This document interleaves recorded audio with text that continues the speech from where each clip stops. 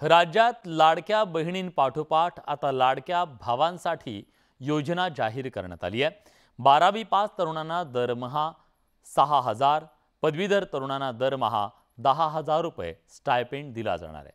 आषाढी एकादशीच्या मुहूर्तावर बेरोजगार तरुणांना सरकारने दिलासा दिलाय, तर जुन्याच योजनेचं फक्त नाव बदलल्याचा टोला विरोधकांनी लगावलाय।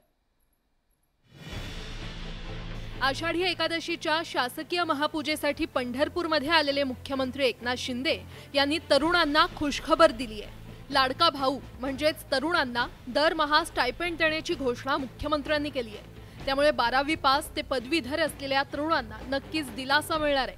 आपण काही लोक म्हणाले लाडकी बहीण तर केलं, लाडका भावाचं काय?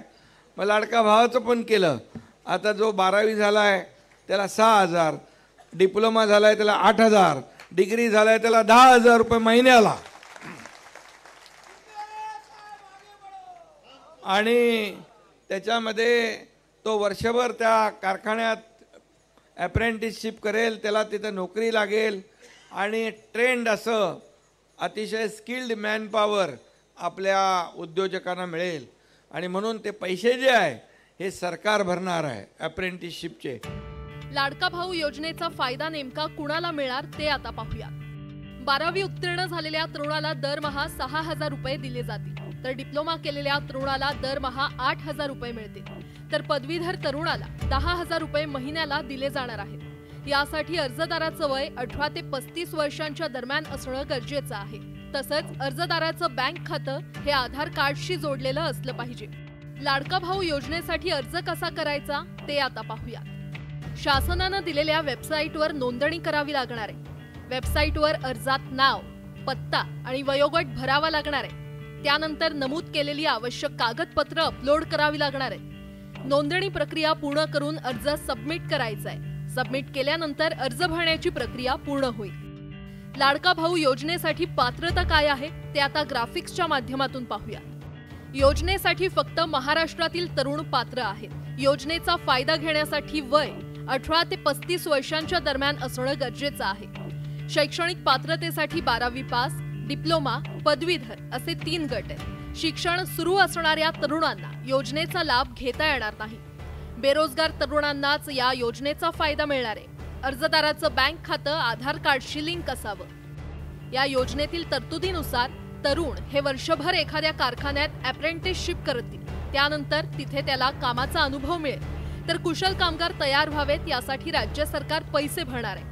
मात्र राज्य सरकारनं कायमस्वरूपी नोकऱ्या कशा मिळतील याकडे लक्ष देण्याची मागणी सुप्रिया सुळेंनी केली आहे। स्वागत आहे, पण त्याचबरोबर स्टायपंड देणार तो वकिलांची पण मागणी आहे। तर वकिलांना पण तो स्टायपंड सुरू करा ही माझी मागणी आहे। वकिलांची स्टायपंडची मागणी आहे। तुम्ही म्हणताय ती स्टायपंड देतायत ह्याचा मला आनंद आहे, मी त्याचं स्वागत करते। पण स्टायपंड बरोबर महाराष्ट्रामध्ये इन्व्हेस्टमेंट राहून यांना परमनंट नोकऱ्या कशा मिळतील याच्यातही थोडंसं लक्ष घातलं तर त्या मुलांना जास्त निधी। लाडका भाऊ योजनेमध्ये नाविन्यपूर्ण असं काहीही नसल्याचा टोला अंबादास दानवेंनी लगावलाय। मला असं वाटतं ही फक्त घोषणा आहे। ही योजना 1974 पासून महाराष्ट्रात चालू आहे, तिचं नाव त्यांनी बदललं। ही योजना उद्योग विभाग आणि कौशल्य विकास विभाग यांच्या माध्यमातून होत असते। जे मुलं शिकलेले आहेत, ज्या कंपन्यांना त्यांची गरज आहे ते 6 महिन्यासाठी बोलवत असतात आणि त्यांना त्याचं मानधन देत असतात। यांनी एवढंच केलं की डायरेक्ट कंपन्यांना मानधन देत होते, आता जे विद्यार्थी त्याच्यात लागतील त्यांना मानधन देणार आहे। ही योजना कोणतीही योजना नाही, ही खोटी घोषणा आहे। मी दाव्यासहित मुख्यमंत्र्यांनी चॅलेंज आहे माझं की आमोर समोर येऊन याचं सांगावं की योजना कशी आहे। मी सांगतो कशी आहे। पराभवाच्या भीतीनं घाबरून रोज नवनवीन योजनांचा सपाटा सुरू केलाय।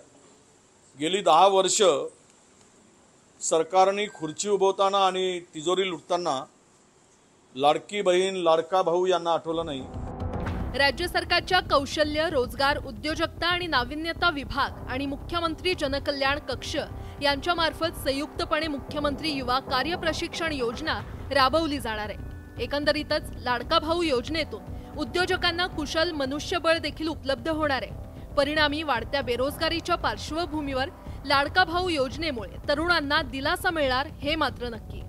Bureau report, news 18 Lokmat.